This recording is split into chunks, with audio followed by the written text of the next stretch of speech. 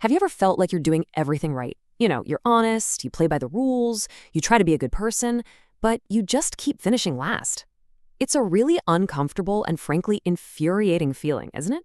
The sense that being nice is actually a losing strategy. Well, today we're going to dive into some centuries-old, brutally honest advice for anyone who's ever felt that way. All right, let's break this down. Think of it like two different toolkits. In one corner, you've got the good person's standard gear: honesty, principles, kindness, all the stuff we're taught to admire. But then, look at the other toolkit, the one used by their more, let's say, effective rivals. Cunning, deception, intimidation, those super persuasive, honeyed words. It's a completely different arsenal for getting things done in the world. So let's just ask the question out loud.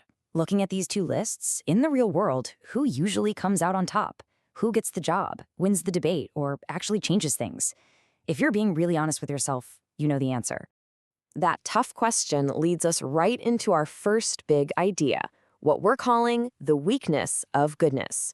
Because, as we're about to see, just having good intentions, well, it's rarely enough to actually win. You see, there's this core assumption that a lot of us live by, maybe without even thinking about it. We believe that if our goal is good and noble, our methods have to be just as pure. It's a nice thought, right? It feels safe, it feels virtuous, but it also sets a massive trap for people who are trying to do the right thing. And here's how that trap works. We can call it the idealist's path to failure. Step 1, you start with a noble goal. Fantastic. Step 2, you commit to only using honorable, kind, gentle methods to get there. And then, what happens? Step 3, you get absolutely trampled by competitors who are not playing by your rulebook at all. Now, this isn't some new cynical idea. Nope. More than 500 years ago, a political thinker named Niccolò Machiavelli saw this exact thing happening over and over again. And he came to a very blunt, very uncomfortable conclusion.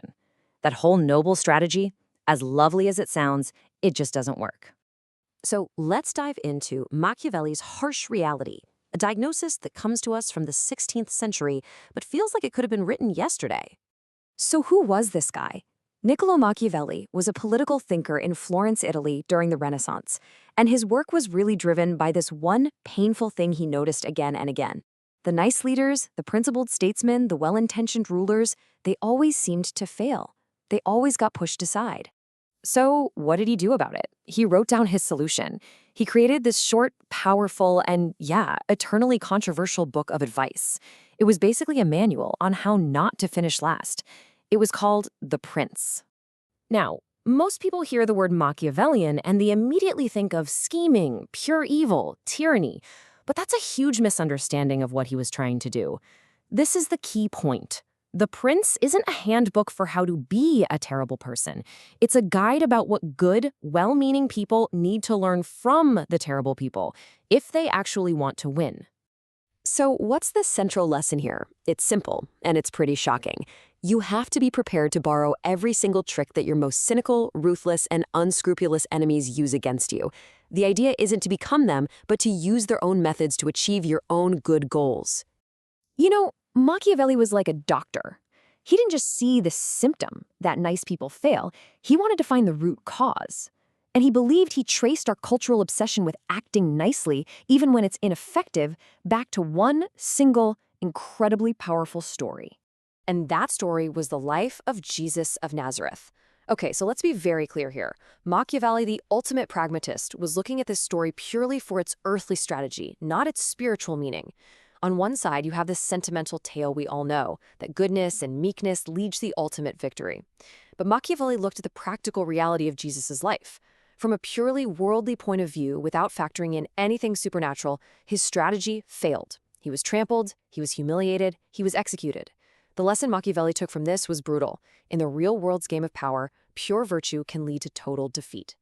So if that's the problem, what on earth is the solution? That brings us right here. Learning from our enemies. This is where we talk about adopting the weapons of the wicked, but for a good cause. And this is where it gets very real and very uncomfortable.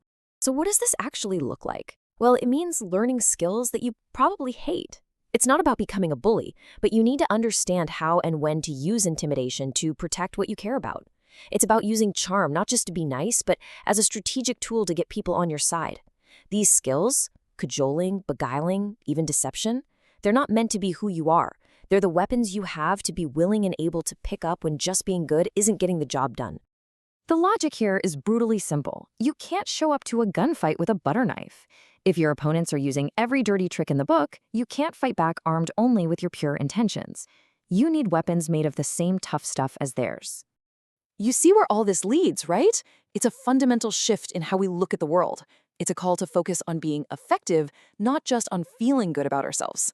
It's about totally redefining what it means to be a successful person. And this really lays out the final choice, doesn't it? On one side, you've got the quiet comfort of a warm heart, that nice internal feeling you get from knowing your intentions were pure. And on the other side, you've got real-world achievement, the actual tangible good you managed to put into the world. Machiavelli forces us to ask, which one really, truly matters more? So here it is, the big takeaway. The core point of Machiavelli's entire philosophy boiled down to one powerful statement. We are the sum of what we achieve, not what we intend. The goal is to actually make the world better, not just to feel good about wanting to. So that leaves us with one last, very provocative question. And this is for anyone who's trying to make a difference but keeps getting knocked down.